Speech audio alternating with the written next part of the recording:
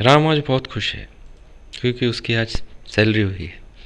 बहुत पैसा उसे आज मिला है। तो अब वो क्या करेगा? या तो इस पैसे को वो खर्च कर सकता है, या तो फिर इस पैसे को वो इन्वेस्ट कर सकता है। तो उसके पास दो ऑप्शन है। तभी उसकी वाइफ का फ़ोन आ जाता है कि उसे पिक्चर देखनी है। तो राम अपनी फैमिली के साथ मूवी हॉल चला जाता है पिक्चर देखने के लिए।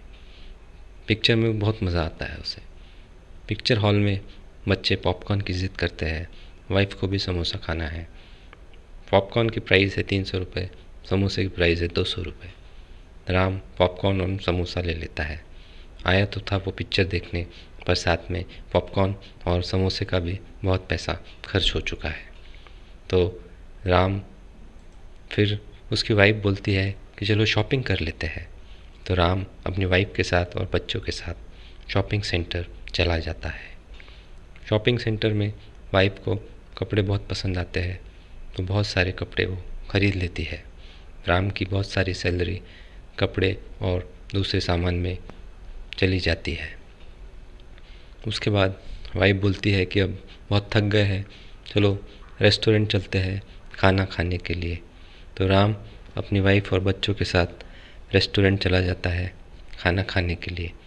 सबसे पहले तो सूप ऑर्डर किया जाता है, उसके बाद स्टार्टर ऑर्डर किया जाता है, फिर मेन कोर्स, फिर स्वीट डिश।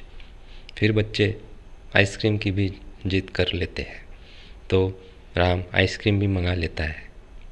रेस्टोरेंट में भी बहुत पैसा खर्च हो जाता है। फिर बच्चे, बीवी और राम सब बहुत खुश होते हैं और घर आ जाते हैं।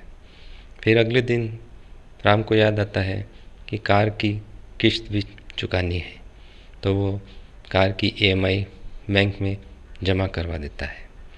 फिर राम को याद आता है कि बच्चों की फ़ीस भी भरनी है, तो वो सीधा स्कूल चला जाता है बच्चों की फ़ीस भरने के लिए। तो टीचर कहती है कि बच्चे पिकनिक भी जा रहे हैं, उसका पैसा भी जमा कर दीजिए। तो राम बच्चों की पिकनिक का पैसा भी जमा कर देता है। जितना उसने सोचा था उससे ज़्यादा पैसा खर्च हो जाता है। उसके बाद बीवी बोलती है कि किराना भरना है, तो राम किराने की दुकान में चला जाता है। वहाँ पर किराना महीने भर का भर लेता है। बीवी बोलती है कि जूस भी ख़त्म हो गया है और साथ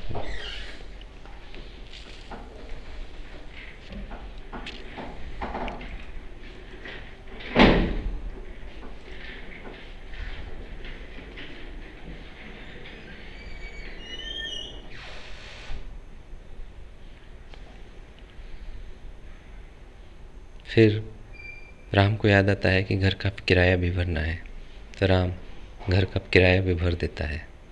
अब राम का पूरा पैसा खर्च हो चुका है और उसके पास कुछ भी नहीं बचा है, क्योंकि राम ने पे अदर्स फर्स्ट किया है। उसने दूसरों को पैसा पे कर दिया है। श्याम आज बहुत खुश है।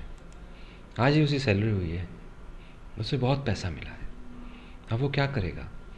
या तो सब पैसा खर्च कर देगा, या तो वो इसे इन्वेस्ट करेगा, या तो इसे कुछ नहीं करेगा। श्याम बहुत ही इंटेलिजेंट है। उसे मालूम है कि सबसे पहले पैसे को इन्वेस्ट करना होता है, क्योंकि जब वो इन्वेस्ट करेगा तभी उसका पैसा ग्रो होगा और कंपाउंडिंग का फ़ायदा उसे मिलेगा। छोटी छोटी बचत से ही बड़ा पैसा बन सकता है। श्याम को अच्छे से पता है। तो श्याम ने बहुत सारे म्यूचुअल फंड लिए हुए हैं। उसे म्यूचुअल फंड के बारे में पता है। उसे म्यूचुअल फंड एसआईपी पता है। उसे पता है कि एसआईपी में थोड़ा थोड़ा इन्वेस्ट करने से बहुत पैसा बनता है, क्योंकि वो यह बहुत साल से कर रहा है। थोड़ा पैसा जो उसने 10 साल पहले म्यूचुअल फंड में इन्वेस्ट किया था, वो 6-7 गुना बढ़ चुका है। तो श्याम सबसे पहले अपने म्यूचुअल फंड की एसआईपी जमा करता है। उसके पास अभी 4 से 5 म्यूचुअल फंड हैं। सभी की एसआईपी उसने सबसे पहले जमा की है, क्योंकि उसे लगता है कि जो उसका पैसा है वो सबसे पहले सही तरीके से इन्वेस्ट होना चाहिए, तभी वो उस पैसे को ग्रो कर पाएगा। उसके बाद श्याम सोचता है कि पैसा मैं अपनी इंश्योरेंस पॉलिसी में लगा देता हूँ, क्योंकि उसका मंथली पैसा उसे भरना होता है। श्याम के पास एक हेल्थ इंश्योरेंस पॉलिसी है, साथ में उसने एक टर्म इंश्योरेंस प्लान भी लिया हुआ है। उससे अगर उसे कुछ हो जाता है तो उसकी फैमिली को सपोर्ट के लिए वो इंश्योरेंस हेल्प करेगा। तो उसने एक टर्म इंश्योरेंस पॉलिसी कम एज में ले ली थी। उससे उसका पैसा भी कम लगता है। अगर वो आज इंश्योरेंस पॉलिसी लेगा तो उसे ज़्यादा पैसा भरना पड़ेगा। तो उसने इंटेलिजेंस दिखाते हुए कम उम्र में ही टर्म पॉलिसी ले ली थी, जिससे कि उसका प्रीमियम बहुत कम आता है। और साथ में ही उसने बीमारी के लिए फैमिली का हेल्थ इंश्योरेंस प्लान लिया हुआ है। जब भी कोई फैमिली में बीमार होता है तो वो इस हेल्थ इंश्योरेंस प्लान से पैसा उठा सकता है और अपनी हेल्प कर सकता है। उसके बाद श्याम अपना पीपीएफ अकाउंट में भी मंथली पैसा भर देता है। पीपीएफ अकाउंट उसने बहुत साल पहले लिया था और उसमें वो 15 साल के लिए इन्वेस्ट कर रहा है। इसमें उसको सालाना जो ब्याज मिलता है वो फिक्स है और इसमें नुकसान का कोई चांस भी नहीं है। तो श्याम अपने पीपीएफ में इन्वेस्ट कर देता है। उसके बाद श्याम अपना बैंक एफडी भी इन्वेस्ट करता है और उसका एक आरडी भी चलता है। तो वो अपना पैसा बैंक एफडी और आरडी में इन्वेस्ट करता है।